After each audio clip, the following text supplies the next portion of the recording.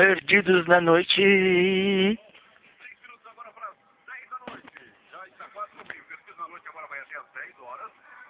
E daqui a pouquinho sorteio aí de você e mais 5 amanhã na festa redonda universitária. Estou liberando o telefone agora, somente mais 3 ligações. As últimas 3 ligações para concorrer a você e mais 5. 6 ingressos VIP para a festa redonda universitária amanhã no sexta-feira. Muito bem, meu querido Pelego Michael, quais as atrações da festa redonda amanhã? Danube Edu, Francisco Sul, James Gabriel, Eric Henrique, DJ Pancadão e DJ Robo. Ok. Teste, se você é honesto, isso falará a verdade. É muito legal. Deixa eu ver um teste aqui que chegou pra gente por e-mail. Ah, mas isso aqui é muito cumprido. Fazer amanhã aqui que o programa já está no final. Deixa eu ver aqui. Finalmente. Já está nos finalmente. Diferença entre bom, ruim e terrível. Bom, sua esposa está grávida. Ruim, são trigêmeos. Terrível, você fez vasectomia no ano passado e não contou pra ninguém.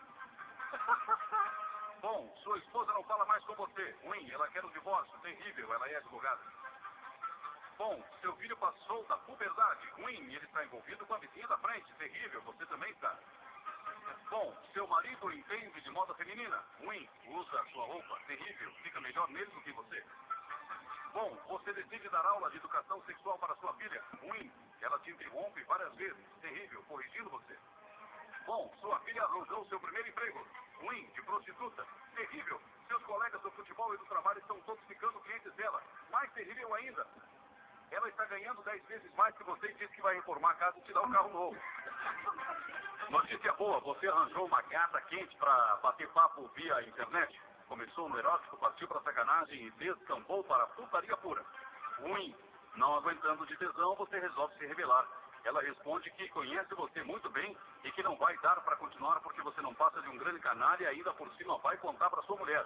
E a notícia terrível era sua sogra.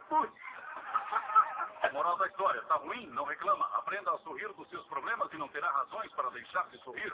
Loucura é fazermos sempre as mesmas coisas.